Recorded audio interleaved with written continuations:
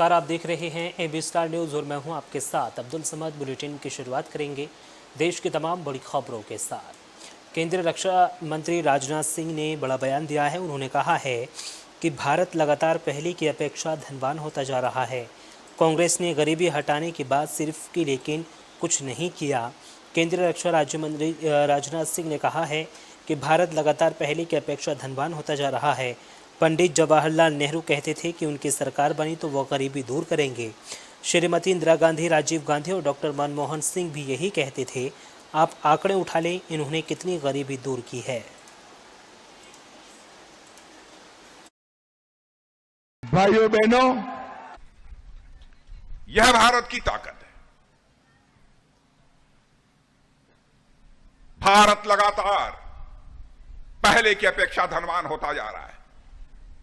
मैं याद दिलाना चाहता हूं, पंडित जवाहरलाल नेहरू भी थे, वो भी कहते थे मैं गरीबी दूर करूंगा, हमारी सरकार बन जाएगी। श्रीमती इंदिरा गांधी भी कहती थी हमारी सरकार बनाओ, हम गरीबी दूर करेंगे। राजीव गांधी जी भी यही कहते थे, डॉक्टर मनमोहन सिंह जी यही करते थे। कोई आंकड़े उठाकर देख ले कितनी गरीबी इन लोगों ने समाप्त की है। बहनों भाइयों, मैं किसी प्रधानमंत्री की आलोचना नहीं करता हूं, चाहे वह किसी पार्टी का क्यों न हो, क्योंकि मैं मानता हूं जो प्रधानमंत्री बन गया वो व्यक्ति नहीं है बल्कि संस्था होता है। सभी को सम्मान करना चाहिए। लेकिन हकीकत आपके सामने मैं पेश कर रहा हूं। गरीबी हटाने की बात करते रहे, कुछ नहीं कर पाए। लेकिन हमारे प्रधानमंत्री ने 9 साल के अंदर ही, यह हमारा आंकड़ा नहीं है, नीति आयोग का आंकड़ा है, अंतरराष्ट्रीय जो आर्थिक संस्थाएं हैं उनका आंकड़ा है। वह कहती है भारत ने तो करिश्मा किया है। 25 करोड़ लोगों को गरीबी रेखा से बाहर करने में उन्होंने कामयाबी हासिल की। क्या कभी आपने कल्पना किया था कोरोना का संकट पैदा होगा? जहां जहां लोग काम करते थे दुनिया में, अपने घरों को वापस हो रहे थे। यह हुआ कि काम, फैक्ट्रियां चलेंगी नहीं, उद्योग चलेंगे नहीं, कैसे काम करेंगे, कैसे अपने परिवार का पेट भरेंगे? उस समय हमारे प्रधानमंत्री ने यह कहा था, मेरे बहनों भाइयों, हर परिवार को 5-5 किलो का राशन मुफ्त मुहैया कराया जाएगा, जो आज तक भारत के इतिहास में कभी नहीं हुआ। खबरों में आगे बढ़ेंगे। केंद्रीय मंत्री अमित शाह ने एक जनसभा को संबोधित किया है और कहा है कि ये चुनाव ओडिशा के गौरव का चुनाव है। नवीन बाबू ने 25 साल में ओडिशा को पीछे छोड़ दिया है। तो केंद्रीय गृह मंत्री अमित शाह ने जनसभा को संबोधित करते हुए कहा है कि ये विधानसभा का चुनाव ओडिशा के गौरव का चुनाव है। ओडिशा पर कोई तमिल शासन कर सकता है क्या? कोई तमिल बाबू ओडिशा चला सकता है क्या? मैं आपको विश्वास दिलाता हूं कि भाजपा सरकार बना दो, ओडिशा का ही युवा मुख्यमंत्री, ओडिया बोलने वाला मुख्यमंत्री यहां पर शासन करेगा। भाइयों बहनों, मुझे बताओ आप सभी लोग, ये चुनाव जो विधानसभा का है वो ओडिशा के गौरव का चुनाव है। मुझे बताओ, ओडिशा पर कोई तमिल शासन कर सकता है क्या? जोर से बोलो, कर सकता है क्या? कोई तमिल बाबू ओडिशा चला सकता है क्या?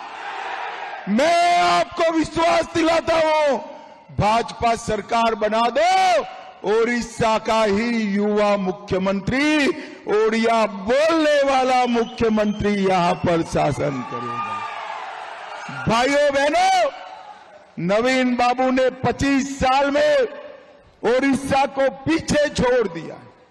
ओडिशा के 25 लाख लोगों के पास आज भी घर नहीं है। ओडिशा के 26 लाख लोगों के घर में आज भी पीने का पानी नहीं है।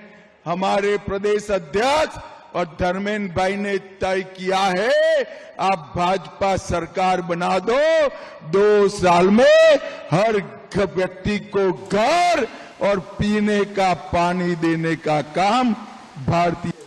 खबरों में आगे बढ़ेंगे। पूर्व विधायक जगबीर सिंह भाजपा में शामिल हो गए हैं। वो भाजपा की तमाम नीतियों से मुखर होकर अब बीजेपी में शामिल हो गए हैं। उन्होंने अपने वादे पूरे नहीं किए और पंजाब पीछे जा रहा है। जगबीर सिंह ने आप पर ऐसे कई आरोप लगाए हैं। तो भाजपा में शामिल होने के बाद जालंधर कैंट के पूर्व विधायक जगबीर सिंह बरार ने कहा है कि मैंने आप छोड़ी क्योंकि उन्होंने अपने वादे पूरे नहीं किए और पंजाब पीछे जा रहा है, इसलिए मैं भाजपा में शामिल हुआ हूं।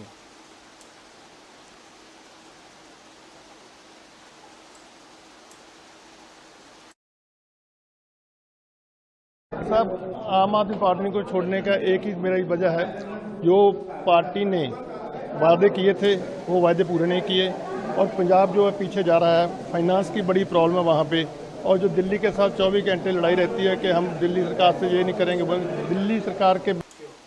बिहार में चुनावी हिंसा देखने को मिली है। इस हिंसा में एक युवक की मौत हो गई है, जबकि 2 लोग गंभीर रूप से घायल बताए जा रहे हैं। 2 दिन तक इंटरनेट को भी बंद कर दिया गया है। तो ये खबर छपरा से है, जहां सोमवार को ख़त्म हुए मतदान के बाद चुनावी रंजिश में फायरिंग हुई। इसमें एक युवक की मौत हो गई, जबकि 2 लोग गंभीर रूप से घायल हो गए। घायलों को गंभीर हालत में पटना रेफर किया गया है।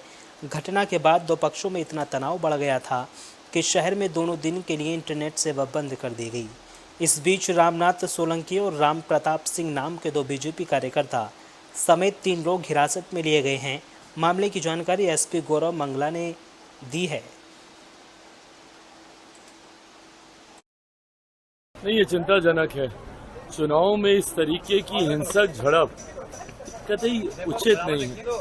जांच होनी चाहिए। कल हमारे यहाँ भी मतदान था, हाजीपुर में भी था, तो ऐसे में बहुत ज़्यादा जानकारी इस विषय पर हमारे पास नहीं है, पर जांच होनी चाहिए। जो भी दोषी हो उसके ऊपर कार्रवाई होनी चाहिए। और चुनाव के वक्त ये संयम हर किसी को बरतने की ज़रूरत है। अतो उत्साहित होकर हार जीत को लेकर इस तरीके से एक दूसरे के साथ ही झड़प कर लेना, और वो भी ऐसी झड़प की नौबत इस हद तक आ जाए कि कोई अपनी जान गंवा दे। सुकांत मजूमदार ने टीएमसी पर बड़ा हमला बोला है। उन्होंने कहा है कि अगर यहां पर भाजपा की सरकार बनेगी तब यहां शांतिपूर्ण चुनाव संभव है। तो पश्चिम बंगाल भाजपा अध्यक्ष सुकांत मजूमदार ने कहा है कि बंगाल में चुनाव के साथ अशांति जुड़ चुकी है। टीएमसी को हटाने के बाद जब भाजपा की सरकार बनेगी तब यहां शांतिपूर्ण चुनाव संभव है। मैं चुनाव आयोग से कहना चाहता हूं कि आने वाले 2 चरणों में सख्ती बरतें। तृणमूल कांग्रेस है और इससे पहले लेट भी था, तो बंगाल में अशांति इलेक्शन के साथ एकदम अटैच हो गया है। तृणमूल कांग्रेस को हटाने के बाद जब भाजपा की सरकार बनेगी तब जाकर यहाँ पे शांतिपूर्ण इलेक्शन संभव है, नहीं तो पूरा शांतिपूर्ण इलेक्शन संभव नहीं है। इसलिए मैं इलेक्शन कमीशन से गुहार लगाऊंगा कि आगे आने वाले 2 चरणों में 25 तारीख और 1 तारीख में जो इलेक्शन होने वाला है उसमें सख्ती बरते। तृणमूल कांग्रेस है और इससे पहले लेट भी था, तो बंगाल में अशांति इलेक्शन के साथ एकदम अटैच हो गया है। तृणमूल कांग्रेस को हटाने के बाद जब भाजपा की सरकार बनेगी तब जाकर यहाँ पे शांतिपूर्ण इलेक्शन संभव है, नहीं तो पूरा शांतिपूर्ण इलेक्शन संभव नहीं है। इसलिए मैं इलेक्शन कमीशन से गुहार लगाऊंगा कि आगे आने वाले 2 चरणों में 25 तारीख और 1 तारीख में जो इलेक्शन होने वाला है।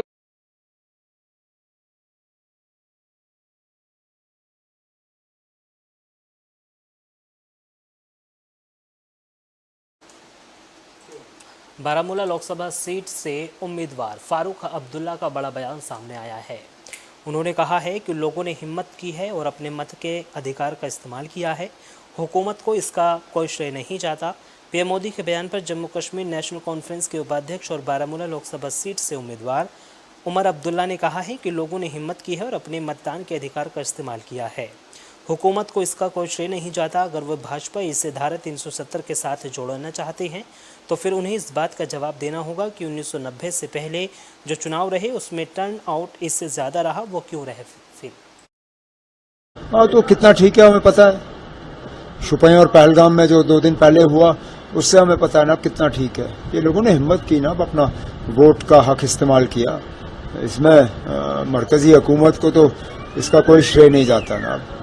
ये तो लोगों ने हिम्मत की, और इससे अगर वो 370 के साथ जोड़ना चाहते हैं तो फिर उनको इस बात का जवाब देना होगा कि 1990 से पहले जो इलेक्शन रहे उसमें टर्नआउट इससे ज्यादा रहा, तो वो क्यों रहा फिर। हाँ, तो कितना ठीक है हमें पता है। शुपियां और पहल। चलिए खबरों में आगे बढ़ेंगे। भारत में अटलांटिक परिधि की बैठक चल रही है, जिसके बाद अब तमाम विचार विमर्श किया जा रहा है। भारत 46वीं अटलांटिक संधि परामर्श बैठक की कर रही है मेजबानी। इस बैठक में बहुत महत्वपूर्ण निर्णय लिए जाएंगे।